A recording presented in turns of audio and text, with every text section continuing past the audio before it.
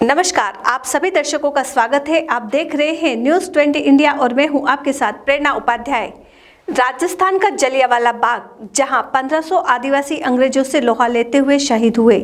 बांसवाड़ा राजस्थान और गुजरात सीमा से सटे बांसवाड़ा जिले के आनंदपुरी क्षेत्र के मानगढ़ धाम का आज बलिदान दिवस है।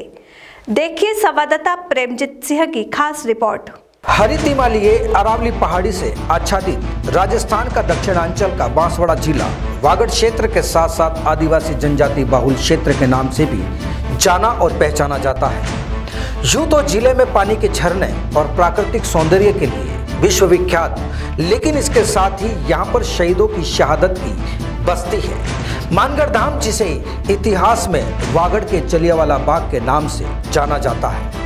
अंग्रेजी हुकूमत में 17 नवंबर 1913 के दिन ही आज़ादी के दीवानों को दो राज्यों के बीच स्थित इस पहाड़ी में घेर कर मार दिया गया था। लेकिन जलियांवाला बाग से जुड़ी स्थली मानगढ़ धाम को लेकर स्थानीय राजनीति हावी है। इसके चलते इस स्थान की विशेषताओं को दर्शाने वाले पैनोरमा पर उद्घाटन के 2 साल के बाद भी ताले लटकते हुए नजर आ रहे हैं।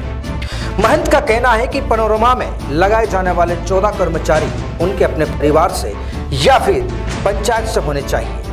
वहीं आपको बता दें कि आदिवासियों में लोकप्रिय स्थल के तौर पर पहचान रखने वाले मानगढ़ पर 26 अगस्त 2008 को गोविंद गुरु स्मृति उद्यान विकास परियोजना का शुभारंभ तत्कालीन सीएम वसुंधरा राजे ने किया था। मानगढ़ हमारी आस्था और स्वाभिमान का केंद्र है। देश के जलियांवाला बाग से भी बड़ा नरसंहार मानगढ़ धाम पर हुआ था। प्रातः स्मरणीय पूजनीय गोविंद गुरु ने उस समय तत्कालीन समाज की जो स्थितियां देखी, समाज में जिस प्रकार की कुरीतियां थी, रूढ़ियां थी, उनको दूर करने का एक स्तुत्य संकल्प लिया और उन्होंने कार्य करना आरंभ कर दिया। धीरे धीरे लोग उन बुराइयों को छोड़ने लगे।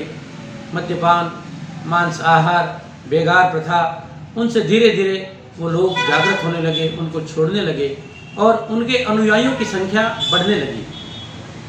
उनके अनुयायियों को भगत कहा जाता था और यह भगत परंपरा आज भी हमारे समाज में व्याप्त है। इस भगत परंपरा को देखा जाए तो एक तरह से समाज सुधार करने का एक मंच है। सभा के माध्यम से आपने जो जन जागरण का कार्य किया था, जो ज्योति जलाई थी, वो आज भी जन जन के मन में प्रज्वलित हो रही है।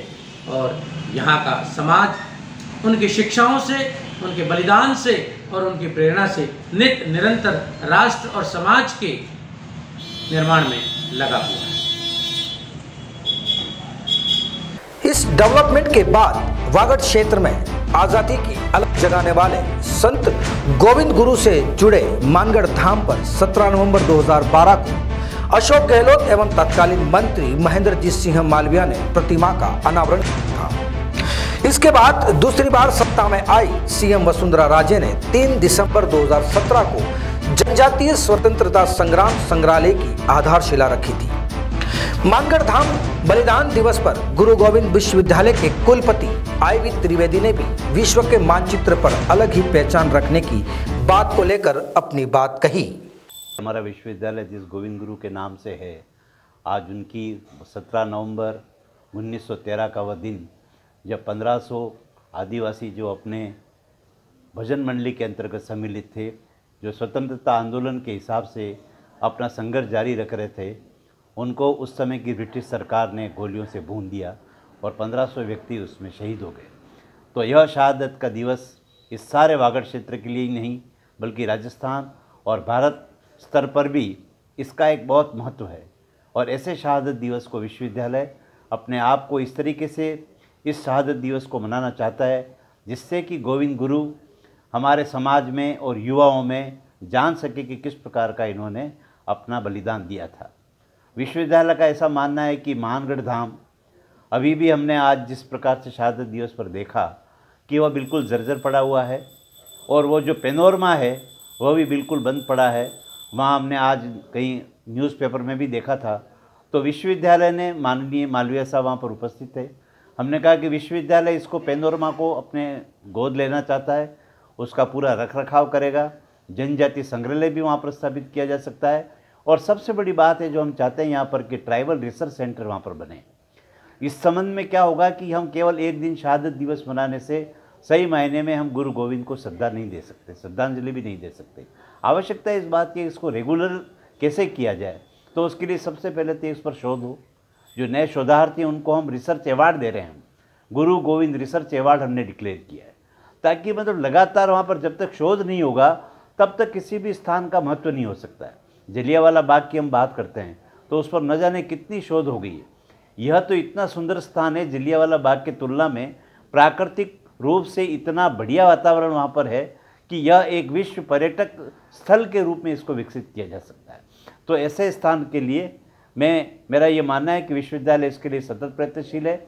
हम सरकार से बात कर रहे हैं और हम एक MOU करना चाहते हैं सरकार के साथ, ताकि हम इसको एक समृद्ध रिसर्च सेंटर के रूप में बना सकें और आने वाला यहाँ का जो विद्यार्थी है वो उस पर शोध करके सही मायने में हम इसको श्रद्धांजलि दे सकें। गोविंद गुरु को सच्ची श्रद्धांजलि तभी होगी जबकि उनके जो विचार थे उनको आगे बढ़ाएं।